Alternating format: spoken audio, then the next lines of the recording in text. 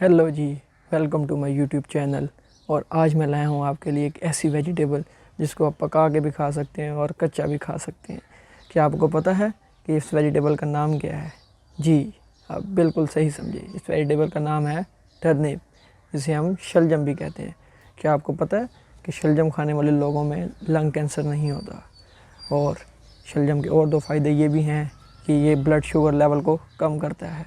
और इसके अलावा अगर आपका कोई रिश्तेदार, आपके कोई बुज़ुर्ग अगर हार्ट पेशेंट हैं तो आप उन्हें ये रिकमेंड करें कि वो शलजम खाएं। इससे हार्ट डिजीज़ भी कम होती हैं। ठीक है, चलें तो अब मैं आपको बताता हूँ 7 स्टेप्स जिसको आप फॉलो करके शलजम को अपने घर में उगा सकते हैं। So let's go.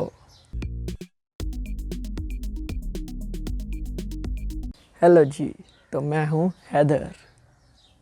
हेलो जी, तो मैं हूँ आपका दोस्त द गार्डन गाय। क्या आपको पता है कि कोई भी वेजिटेबल लगाने का सबसे इम्पोर्टेंट स्टेप क्या होता है? वो जो इम्पोर्टेंट स्टेप है वही हमारा स्टेप नंबर 1 है। वो है सिलेक्शन ऑफ सीड। अगर आप सीड अच्छा सेलेक्ट करेंगे तो ही आप एक अच्छी वेजिटेबल उगा सकते हैं। हेलो जी, तो स्टेप नंबर 1 के मुताबिक आपने करनी है अपने टर्निप की सीड की सिलेक्शन। क्या आपको पता है कि हमारे पाकिस्तान में जो 3 वैरायटीज़ हैं, टॉप 3 वैरायटीज़ हैं शलजम की, वो कौन सी हैं? नंबर 1 है टॉप पर्पल वाइट ग्लोब, जो ये मेरे हाथ में है। इसके अलावा 2 वैरायटीज़ हैं, एक है शाहकार 1 और एक है गोल्डन।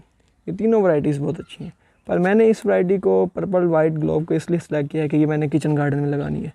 और ये जो है ना, ये आपके गार्डन में काफ़ी लंबे अरसे तक रह सकती है, ये ख़राब नहीं होती, तो इसलिए मैंने इस वैरायटी को सिलेक्ट किया है। चलते हैं अगले स्टेप की तरफ। हाँ जी, तो यकीनन आपने सीड सिलेक्शन तो कर ली होगी।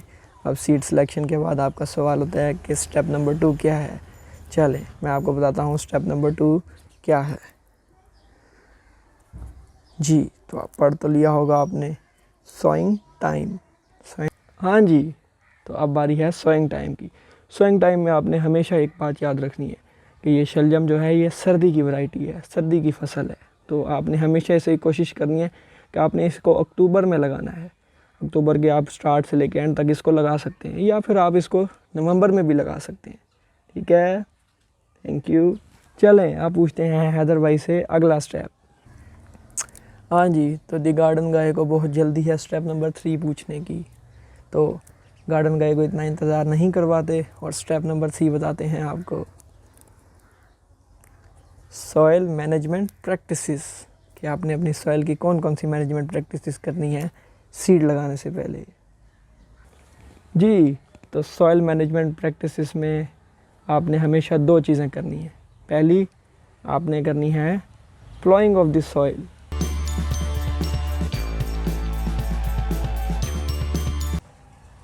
और दूसरी चीज़ जो आपने करनी है वो है लेवलिंग ऑफ द सॉइल।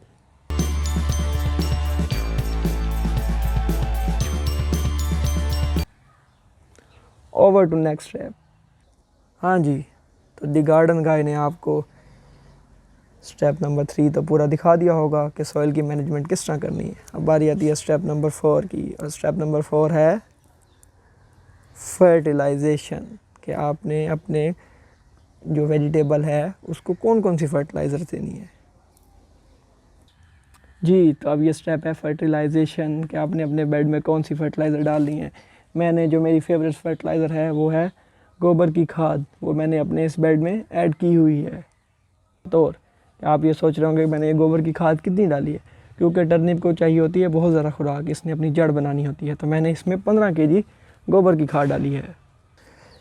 जी, तो गार्डन गाय को बहुत जल्दी है आपको सब कुछ सिखाने की, तो चलते हैं स्टेप नंबर 5 की तरफ। स्टेप नंबर 5 है रिजिस प्रिपरेशन। जी बॉस, तो मुझे जल्दी तो है क्योंकि मैंने अपने दोस्तों को सब चीज़ें सिखानी जो हैं, और टाइम भी वेजिटेबल्स का आ गया है, तो इसलिए मुझे बहुत जल्दी है। चलते हैं अपने नेक्स्ट स्टेप की तरफ, रिजिस की प्रिपरेशन की।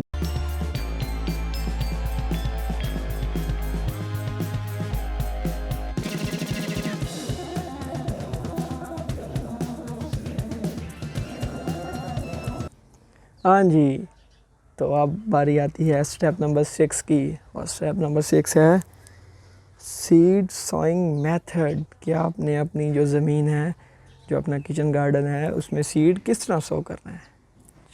चलते हैं सीड सॉइंग की तरफ। हाँ जी, सीड सॉइंग के लिए सबसे ज़रूरी चीज़ होती है कि आपने अपने सीड्स के जो सीड सॉइंग करनी है उन सीड्स के दरमियान डिस्टेंस रखना है। तो मैं अब आपको बताता हूँ कि आपने अपने टर्निप के सीड को किस तरह लगाना है। जब आपकी रिजिस बन जाए तो आपने कोशिश करनी इस तरह की कोई लकड़ी लेनी है। आपने 2 सेंटीमीटर का मतलब ये जितनी ये उंगली की थिकनेस है, आपने एक सुराख इस साइड कर लेना है, एक साइड सुराख इस साइड कर लेना है, और आपने जो है 2-2 सीड हर सुराख में डाल देने हैं, ठीक है। और आपने ये जो सॉल्व करने हैं ये आपने रिजिस से मिड से थोड़ा सा ऊपर करने हैं, ठीक है। Thank you. हाँ जी, तो अब आपको मज़ीद इंतज़ार नहीं करवाते और आपको ले चलते हैं अपने आखिरी स्टेप की तरफ। स्टेप नंबर 7 है इरिगेशन।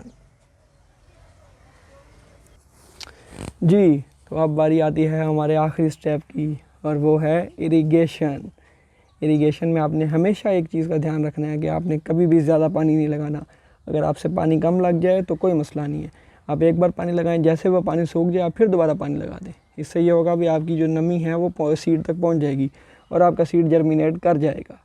Thank you. तो जैसे आपको मैंने बताया था, टर्निप लगाने के टाइम आपने इरिगेशन का एक चीज़ का ख्याल रखना है, वो ये है कि आपने जो इसका पानी है वो आपने रिजिस के मिड तक रखना है। कहाँ तक? मिड तक। इसे ओवर इरिगेट नहीं करना, ठीक है। थैंक यू जी। तो अब आपने बगैर किसी कन्फ्यूजन के अपने घर में टर्निप उगाने हैं और ख़ुद भी खाने हैं और अपने साथ वालों को भी खिलाने हैं। ओके, और अगर आपको हमारी वीडियो पसंद आई है तो चैनल को सब्सक्राइब करें और वीडियो को लाइक करें।